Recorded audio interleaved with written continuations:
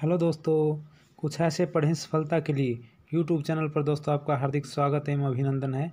आज हम पढ़ते हैं बौद्ध धर्म का परिचय एवं बौद्ध धर्म का इतिहास। आइए दोस्तों पढ़ते हैं।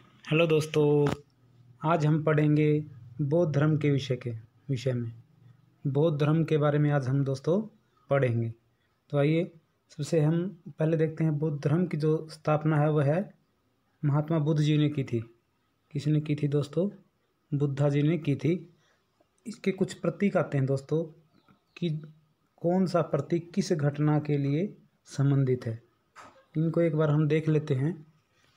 देखिए, सबसे पहले दोस्तों हाथी, जो हाथी है वह किसका प्रतीक है?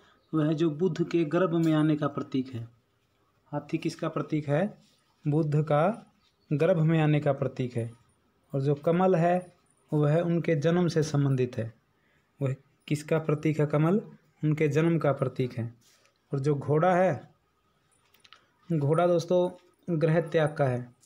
किसका है? जब उन्होंने 29 वर्ष की उम्र में घर छोड़ दिया था तो गृह त्याग का जो प्रतीक है वह घोड़ा है, जिसे बौद्ध ग्रंथों में महाअभिनिष्क्रमण भी कहा गया है। के बाद देखते हैं पीपल। जो पीपल है दोस्तों उसे बोधि वृक्ष बोला गया है, जहाँ पे ज्ञान की प्राप्ति हुई थी। तो जो पीपल है वह प्रतीक है ज्ञान प्राप्ति की घटना का दोस्तों। के बाद में जो धर्म चक्र है या इसको पहिया है, वो जो प्रतीक है वह है प्रथम उपदेश का, जिसे क्या कहा गया है दोस्तों? धर्म चक्र परिवर्तन कहा गया है। और एक है दोस्तों स्तूप। क्या है दोस्तों? स्तूप है। यह प्रतीक है मृत्यु का। मृत्यु का जो प्रतीक है वह क्या दोस्तों? स्तूप है, जिसे बौद्ध ग्रंथों में क्या कहा गया है? महापरिनिर्वाण। महापरिनिर्वाण। एक बार फिर से देखते हैं। जो हाथी है वह किसका प्रतीक है? हाथी है बुद्ध के गर्भ में आने का प्रतीक। कमल है उनके जन्म का प्रतीक। घोड़ा है गृह त्याग का, जिसे महाअभिनिष्क्रमण भी कहा गया है। जो पीपल है वह ज्ञान प्राप्ति का। और जो धर्म चक्र प्रतीक है वह प्रथम उपदेश का है दोस्तों। और जो स्तूप है वह मृत्यु का है। किसका है दोस्तों? मृत्यु का, जिसे महापरिनिर्वाण कहा गया है। तो पढ़ते हैं गौतम बुद्धा के विषय में। इनको तथागत भी कहा गया है दोस्तों। क्या कहा गया है? तथागत कहा गया है। और गौतम बुद्धा को कहा गया है। जो गौतम बुद्ध ने ही बौद्ध धर्म की स्थापना की। और जो बौद्ध धर्म है यह दुनिया का 4th लार्जेस्ट यानी चौथा सबसे बड़ा रिलीजन या धर्म है। और बुद्धा जी को क्या कहा जाता है? इनको तथागत कहा जाता है। एशिया का ज्योतिपुंज अर्थात लाइट ऑफ एशिया किसको कहा जाता है? महात्मा बुद्ध को, गौतम बुद्ध को कहा जाता है। इनका जो जन्म है दोस्तों, गौतम बुद्ध का जो जन्म है दोस्तों वह वैशाख पूर्णिमा को 563 ईसा पूर्व में शाक्य कुल में, कहाँ दोस्तों? शाक्य कुल में लुम्बिनी, जो अभी नेपाल में है, वहाँ पर राजा सुद्धोधन के घर होता है। एक बार फिर से देखते हैं दोस्तों। जो महात्मा बुद्ध का जो जन्म है वह होता है 563 ईसा पूर्व में वैशाख पूर्णिमा को शाक्य कुल में लुम्बिनी में, जो अभी नेपाल में है। और शुद्धोधन के घर, यानी इनके जो पिता का नाम है वह शुद्धोधन था। इनके बचपन का जो नाम है दोस्तों वह सिद्धार्थ था। क्या था? सिद्धार्थ। इनकी माता का जो नाम है महामाया था, जो कौशल राजवंश की राजकुमारी थी, जिसकी राजधानी श्रावस्ती है, या अयोध्या भी बोल सकते हैं आपको। परंतु उनकी मृत्यु हो जाती है। तो इनका जो लालन पालन है या जो पोषण है वह इनकी मौसी है, जो प्रजापति गौतमी करती हैं। और इनकी पत्नी का नाम यशोधरा था दोस्तों। इनको एक पुत्र की प्राप्ति होती है, उसका नाम है राहुल। और जो इनके प्रथम गुरु हुए हैं, जिनसे बुद्धा ने सांख्य दर्शन की शिक्षा ग्रहण की थी, वो हैं दोस्तों आलार कलाम। कौन है? आलार कलाम। यही बुद्ध के प्रथम शिक्षक हैं, यानी प्रथम गुरु हैं। इसके अतिरिक्त इन्होंने राजगीर के रुद्रक रामपूत से भी शिक्षा ग्रहण की है। किससे की है दोस्तों? रुद्रक रामपूत से भी शिक्षा ग्रहण की है। 29 वर्ष की उम्र में बुद्धा जी ने गृह का त्याग कर दिया था। कितनी उम्र में दोस्तों? 29 वर्ष की उम्र में गृह त्याग किया, जिसे महाअभिनिष्क्रमण कहा गया है। उरुवेला में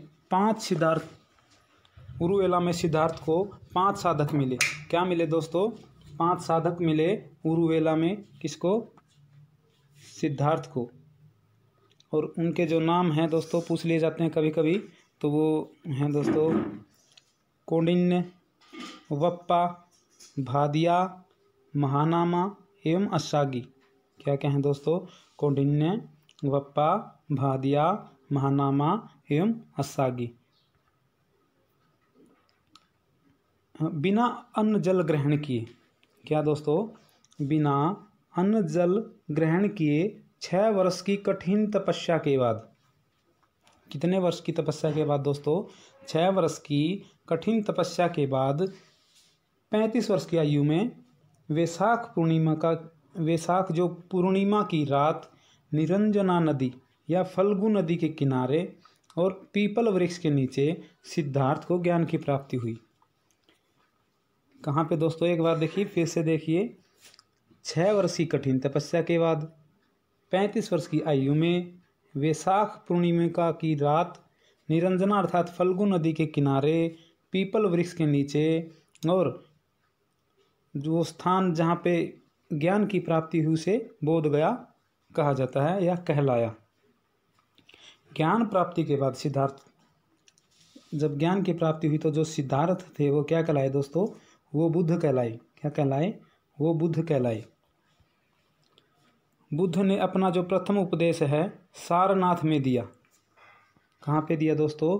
बुद्ध ने जो अपना प्रथम उपदेश है वह सारनाथ अर्थात ऋषिपतनम में दिया, जिसे धर्मचक्र परिवर्तन भी कहा गया है। क्या कहा गया है दोस्तों? धर्मचक्र परिवर्तन। बुद्ध ने सर्वाधिक जो उपदेश दिए वह कौशल देश की जो राजधानी श्रावस्ती अर्थात अयोध्या में दिए, और जो उनकी भाषा है वह जनसाधारण की भाषा पाली भाषा, यानी इन्होंने पाली भाषा में अपने उपदेश दिए। और जो उपदेश दिए बुद्ध ने दुख नाश के लिए। बुद्ध ने कहा था संसार दुखों का घर है, और दुख नाश के लिए इन्होंने अष्टांग मार्ग का उपदेश दिया। किसका दिया दोस्तों? अष्टांग मार्ग का उपदेश दिया। और अष्टांग मार्ग में इनके था दोस्तों जैसे सम्यक दृष्टि है, सम्यक वचन है, सम्यक आजीव, सम्यक कर्म, सम्यक व्यायाम, सम्यक समाधि, ऐसे इन्होंने अष्टांग मार्ग का उपदेश दिया। जैसे महर्षि पतंजलि योग दर्शन में अष्टांग योग का परिचय देते हैं या इसके बारे में बताते हैं, तो वो बोलते हैं यम नियम आसन प्राणायाम प्रत्याहार धारणा ध्यान समाधियु अष्टांगानी। अर्थात यम नियम आसन प्राणायाम प्रत्याहार धारणा ध्यान एवं समाधि, ये पतंजलि ने अष्टांग योग दिया। और जो बुद्धा है उन्होंने सम्यक मीन्स होता है अच्छा, सम्यक दृष्टि, सम्यक वचन, सम्यक आजीव, सम्यक कर्म, सम्यक व्यायाम, सम्यक समाधि, ऐसे इन्होंने इस प्रकार का जो अष्टांग मार्ग के लिए उपदेश दिया। और महात्मा बुद्ध ने 4 आर्य सत्यों का प्रतिपादन किया। किन सत्यों का दोस्तों? 4 आर्य सत्य। वे कौन कौन से हैं? दुख समुदाय, दुख निरोध, दुख निरोधगामिनी प्रतिपदा। क्या क्या दोस्तों? दुख समुदाय, दुख निरोधगामिनी प्रतिपदा, ये 4 आर्य सत्य दिए। और त्रिरत्न की धारणा दी। बुद्ध ने त्रिरत्न की धारणा दी। बुद्ध नंबर 1, नंबर 2 धम्म, नंबर 3 संघ। इसलिए बौद्धिस्ट जो बोलते हैं त्रिरत्न के बारे में, जैसे बुद्धम शरणम गच्छामि, धम्मम शरणम गच्छामि, संघम शरणम गच्छामि। अर्थात मैं बुद्ध की शरण में जाता हूँ, मैं धम्म की शरण में जाता हूँ, मैं संघ की शरण में जाता हूँ। यही जो त्रिरत्न है। बौद्ध जो धर्म है, बौद्ध धर्म है दोस्तों, यह ईश्वर को और आत्मा में विश्वास नहीं करता। यह ईश्वर को नहीं मानता और आत्मा में भी विश्वास नहीं करता। इसलिए इसको अनीश्वरवादी और अनात्मवादी, यानी आत्मा नहीं है जहाँ, यानी ये आत्मा और ईश्वर में विश्वास नहीं करते, इसलिए इस धर्म को अनीश्वरवादी एवं अनात्मवादी कहा जाता है या कहा गया है। बुद्ध के जन्म एवं मृत्यु की तिथि, जो बुद्धा जी हैं उनके जन्म एवं जो मृत्यु की तिथि है वह है दोस्तों चीनी परंपरा। कौन सी परंपरा? चीनी परंपरा कैंटोन अभिलेख के आधार पर निश्चित किया गया है। जो बुद्ध की जन्म एवं मृत्यु की जो तिथि है दोस्तों उसे कैंटोन अभिलेख के आधार पर, किसके आधार पर दोस्तों? कैंटोन अभिलेख के आधार पर निश्चित किया गया है। कौन सी? कैंटोन अभिलेख। ये क्या थी दोस्तों? चीनी परंपरा थी। इसके आधार पर निश्चित किया गया है किसकी? बुद्ध की जो जन्म एवं मृत्यु की जो तिथि हैं उनको। बौद्ध धर्म पुनर्जन्म में विश्वास करता है। जो बौद्ध धर्म है दोस्तों वो किस में विश्वास करता है? पुनर्जन्म में विश्वास करता है। और जो बुद्ध की पिछले जन्मों की कथाएं हैं उनको क्या कहा जाता है दोस्तों? उसको जातक कहा जाता है। क्या कहा जाता है? जातक कहा जाता है। और जो बौद्ध धर्म का प्रमुख सिद्धांत है क्या है? बौद्ध धर्म का प्रमुख जो सिद्धांत है प्रतीत्य सम उत्पाद है। क्या है? प्रतीत सम उत्पाद है, जिसका अर्थ क्या है दोस्तों? किसी वस्तु के होने पर किसी अन्य वस्तु की उत्पत्ति होती है। किसी अन्य वस्तु की उत्पत्ति होती है। एक बौद्ध सिद्धांत अन्य है जो है क्षणभंगवाद के अनुसार सृष्टि क्या है? संसार क्या है? नश्वर है। क्या है दोस्तों? नश्वर है। संघ में प्रविष्ट होने के लिए त्रिरत्न में बुद्ध में जो था वो संघ है दोस्तों। संघ में प्रविष्ट होने के लिए यानी वहाँ पे प्रवेश लेने के लिए उसको उपसंपदा कहा जाता था।